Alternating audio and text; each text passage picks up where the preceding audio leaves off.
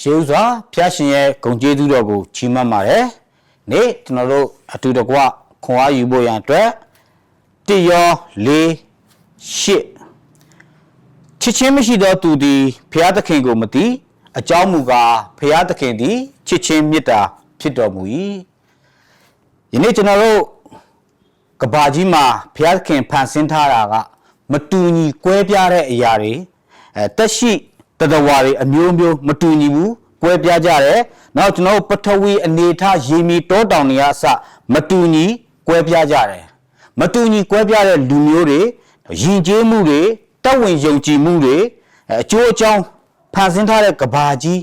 ဖြစ်တယ်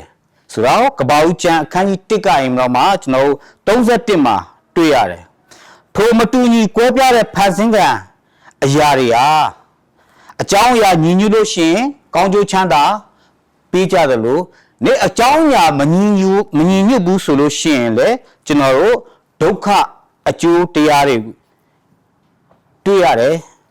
ကြုံရတယ်ဆိုတာတွေ့ရတယ်ဒီနေ့ကျွန်တော်တို့ကပတ်ဝန်းကျင်ကိုကြည့်လိုက်တဲ့အခါမှာကျွန်တော်တို့နေထိုင်ရဒေသနေရာတွေမှာကြည့်လိုက်တဲ့အခါမှာကွဲပြားတယ်စီးလုံးဖို့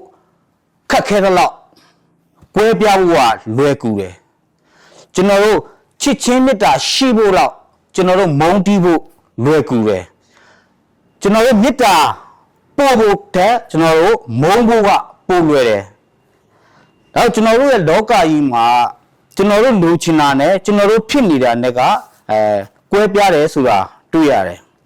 ဒါဒေါသထွက်လေတဲ့လောက်ပျက်စီးဆုံးရှုံးမှုလွယ်တဲ့လောက်ပြန်လဲတိဆောက်ဖို့ခက်ခဲတယ်ဆိုတာတွေ့ရတယ်ဒါကြောင့်ကျွန်တော်တို့ရဲ့ဘဝအသက်ရှင်တဲ့အခါမှာဒီနေ့ဒီအရာတွေဘယ်ကဖြစ်လာတယ်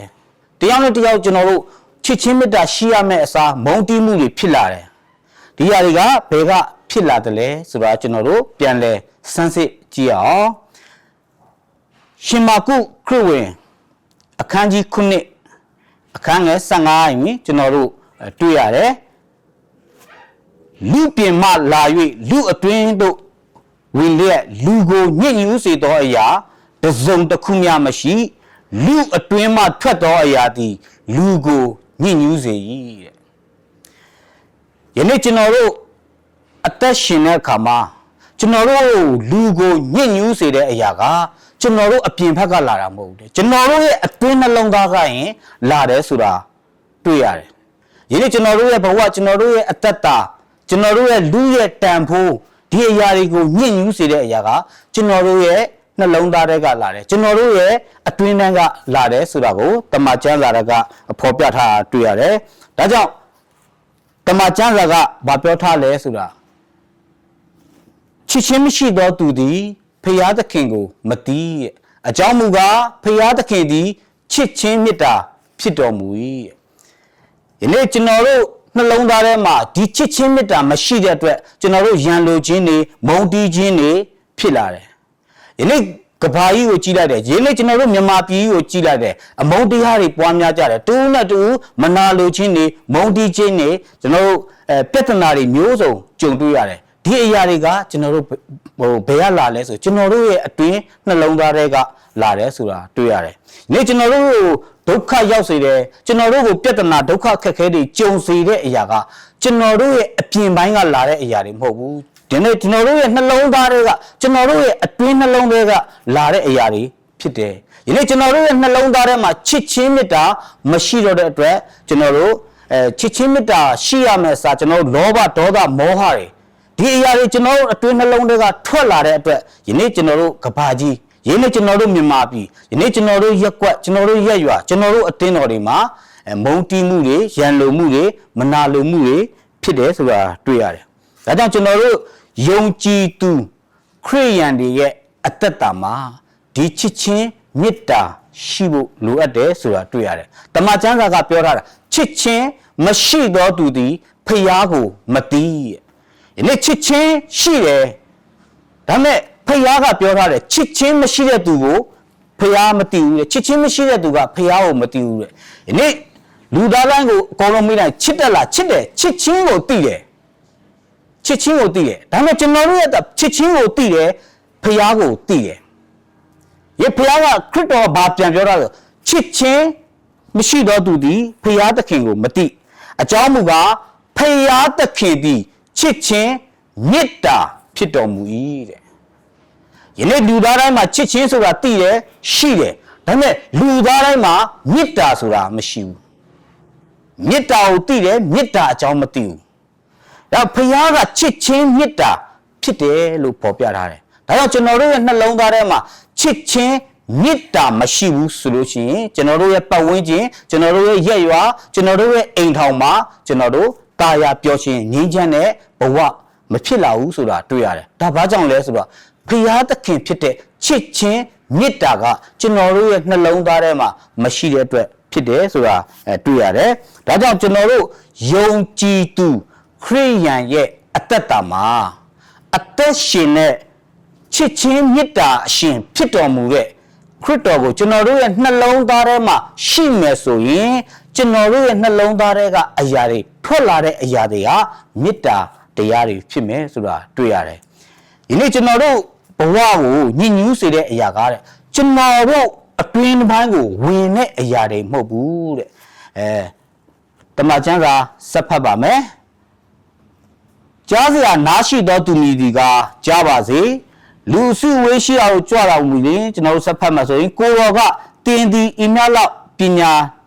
မဲ့နေတယ်လို့လူပြင်မှလာ၍လူအတွင်းတို့ဝင်သည်များနှလုံးသားထဲတို့မဝင်တဲ့ဝမ်းထဲတို့ဝင်၍အစာရှိသည်များကိုတန့်ရှင်းစေဖြစ်တဲ့ရေအိမ်တွင်းတို့ဆင်းသွားသောကြောင့်လူကိုမညှဉ်းညူးစေနိုင်ဟုနားမလည်ကြသလောယနေ့လူအတွင်းမှထွက်သောအရာမူကားလူကိုညှဉ်းညူးစေသောအရာဖြစ်သည်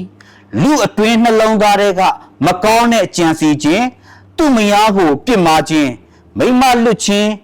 မှားယွင်းခြင်းလူအသက်ကိုတတ်ခြင်းသူ့ဥစ္စာကိုခိုးခြင်းလောဘလူကျူးခြင်းမနာလိုခြင်းလှည့်စားခြင်းညှဉ်းညူးခြင်းညူဆူခြင်းသူ့အသေးကိုဖျက်ဆီးခြင်းထောင်လွှားစော်ကားခြင်းလှက်ပေါ်ခြင်းဤဆိုးညစ်သောအရာများသည်လူအတွင်းထဲမှထွက်လာ၍လူကိုညှဉ်းညူးစေတယ်ခရစ်တော်ကပြောထားတယ်ယနေ့ကျွန်တော်တို့ရဲ့ဘဝအသက်တာမှာကျွန်တော်တို့ရဲ့အသက်တာကိုညှဉ်းညူးစေတဲ့အရာကျွန်တော်တို့ရဲ့ဘဝကိုပျက်စီးစေတဲ့အရာကကျွန်တော်တို့ရဲ့အတွင်းနှလုံးသားတွေကလာတဲ့အရာတွေဖြစ်တယ်ဆိုတာတွေ့ရတယ်ဒါကြောင့်ကျွန်တော်တို့ယုံကြည်သူခရိယန်ရဲ့အသက်တာမှာအရေးကြီးတာကကျွန်တော်တို့ရဲ့နှလုံးသားထဲမှာဖျားရှင်ဖြစ်တဲ့ချစ်ချင်းမေတ္တာရှင်ဖြစ်တဲ့ကျွန်တော်တို့မေတ္တာရှင်ချစ်ချင်းမေတ္တာရှင်နှလုံးသားထဲမှာရှိဖို့လိုအပ်ပါတယ်ယနေ့ကျွန်တော်တို့ရဲ့ကြုံတွေ့နေရတဲ့လောကကမ္ဘာကြီးခက်ခဲတွေဘာကြောင့်ဖြစ်လဲဆိုတော့ကျွန်တော်တို့ရဲ့နှလုံးသားတွေကမကောင်းတဲ့အရာတွေထွက်လာလို့ဖြစ်တယ်ဒီမကောင်းတဲ့အရာတွေဘာကြောင့်နှလုံးသားထဲမှာရှိလဲဆိုတာငြိမ်းချမ်းရေးအရှင်ဖြစ်တဲ့ငြိမ်းချမ်းခြင်းဖြစ်တဲ့ဖယားရှင်ကကျွန်တော်တို့ရဲ့နှလုံးသားထဲမှာမရှိတဲ့အတွက်ကျွန်တော်တို့ရဲ့နှလုံးသားထဲကရင်ဒီလောဘဒေါသမောဟတွေရှိလာခြင်းကြောင့်ကျွန်တော်တို့ရဲ့ကဘာကြီးကျွန်တော်တို့ရဲ့ရက်ရွာကျွန်တော်တို့ရဲ့အသင်းတော်ကျွန်တော်တို့ရဲ့အိမ်တော်မှာတာယာပျော်ရွှင်ချမ်းမြေ့ခြင်းငြိမ်းချမ်းခြင်းဆိုတဲ့အတ္တတာကိုမတွေ့ရဘူးဆိုတာတွေ့ရတယ်ဒါကြောင့်မလို့ကျွန်တော်တို့ယုံကြည်သူခရိယန်တွေရဲ့အတ္တတာမှာငြိမ်းချမ်းခြင်းအရှင်ဖြစ်တဲ့ခရစ်တော်ကိုနှလုံးသားထဲမှာထားမယ်ဆိုလို့ရှိရင်ကျွန်တော်တို့ရဲ့ဘဝအတ္တတာမှာမေတ္တာတရားတွေပွားများပြီးကျွန်တော်တို့ပျော်ရွှင်ချမ်းမြေ့ငြိမ်းချမ်းတဲ့ဘဝကိုရပ်တည်နိုင်မယ်ဆိုတာတွေ့ရတယ်ဒါကြောင့်မလို့ကျွန်တော်တို့ရဲ့အတ္တတာမှာထာဝရငြိမ်းချမ်းခြင်းအရှင်နှလုံးသားထဲမှာရှိဖို့အတွက်အရေးကြီးပါတယ်ဆိုတာကိုအနည်းငယ်ဖော်ပြလိုပါတယ်ချစ်ချင်းမေတ္တာရှိသောသူသည်ကိုနှင့်မဆက်ဆိုင်သောသူ၏အကျိုးကိုမဖျက်ဆီးတတ်ထို့ကြောင့်ချစ်ချင်းမေတ္တာသည်အကျင့်တရားနဲ့ပြည့်စုံ၏ချစ်ချင်းတော့ရှိတယ်ကျွန်တော်တို့မေတ္တာမရှိဘူးဆိုလို့ရှိရင်ကတော့ကျွန်တော်တို့ရဲ့ဘဝအတ္တတာဖះကိုတိရလေးတစ်ခုပဲရှိမယ်ကျွန်တော်တို့ရဲ့နှလုံးသားထဲမှာဖះမရှိဘူးဆိုတော့တွေ့ရတယ်ဒါကြောင့်မေတ္တာရှိဖို့လည်းအရေးကြီးတယ်ဆိုတာကိုအနည်းငယ်ဖော်ပြလိုပါတယ်ကြားသူအရောက်စီတိုင်းဖះရှင်တာ၍ကောင်းကြီးပေးပြီးဖះရှင်ပေးထားတဲ့ကောင်းကြီးများကိုပြန်လည်ဝင်ငှအသုံးပြုနိုင်ကြပါစေ